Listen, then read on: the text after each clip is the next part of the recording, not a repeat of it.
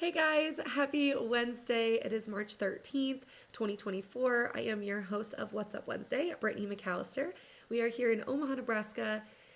This is the third time I have started recording this. My computer is like laggy and weird, and I switched screens and then the whole thing froze, and this might be a quick one before my computer craps out on us. So let's jump in to what's going on in the market.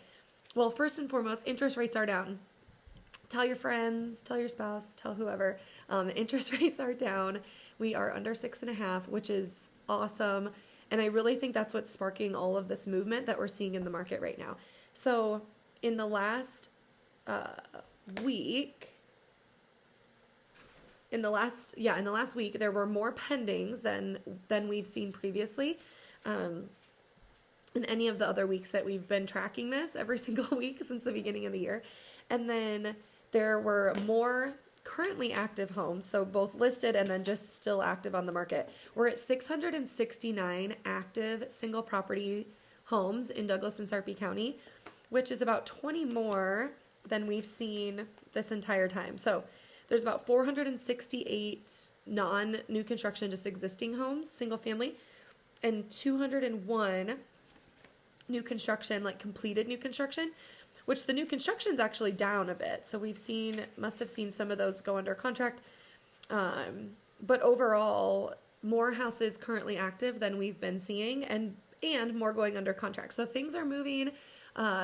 Really, that spring market, like we've been talking about, is here.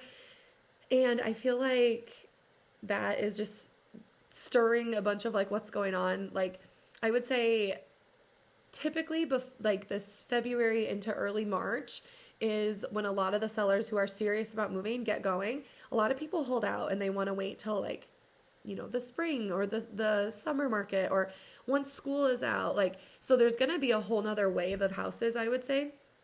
But I think it's interesting just to note that already we're seeing an increase in inventory, which is fantastic for the buyers. The only thing that really means for sellers is like, hey, we need to make sure that we're priced appropriately and that our pricing strategy aligns with what our goals are, because if we want to get multiple offers, what does that mean for pricing? Now, on the buy side, more inventory just means that the potential for multiple offers goes down, there's more houses to go around, all of that good stuff.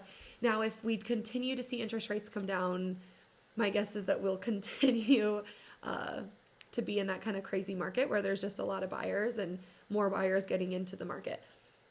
So like I said, this will be kind of a quick What's Up Wednesday, but I wanted to talk about our no dumb question for the day, which is what does the real estate market do in an election year? And I think that's a fabulous question. I've had so many people asking me about that. Well, it's an election year. What does that mean for the real estate market? What does that mean for realtors? What does that? And I think the easiest thing to say is historically, there's really not any crazy amount of data to support that there's a significant impact in the real estate market on an election year versus a non-election year. We like to say that, overall, I feel like whoever's in office on an election year likes to make the economy look good, so that obviously if they're up for re-election or whatever party is holding the office at that time, they want things to look good so that, it's in their favor come election time. And so I feel like that's why typically personally in my business on election years, I've had really, really good years. And ultimately it goes back to everything that we talk about on What's Up Wednesday, which is if it doesn't affect your day-to-day life, it doesn't really affect what's going to happen whether or not you decide to buy or sell a house at that moment. For example, with interest rates, if you can afford the house and you feel good about it and your monthly payment makes sense, then make the move. Or if you absolutely need bigger space and all of the other things still apply, great, then make the move. Ultimately, I've never had a client that says to me like, well, depending on who wins the election, I'll buy or sell. Now, if that's how you feel, sweet, you do you, whatever. But really, ultimately, it comes down to what are your real estate goals? Does what's going on in the market align with that?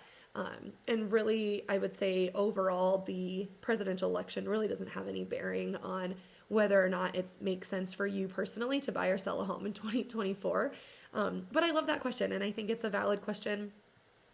If the numbers say anything, really we're just seeing, the same thing we typically do this time of year. We're seeing an increase in inventory. We're seeing more buyers come into the market. There's more pendings. So, this is kind of our normal, if you will. Each week we'll continue to look at the numbers and we'll continue to track if we see anything, crazy swings one way or the other. And that might, give you a spark as a buyer or a seller to say like, okay, now's the time.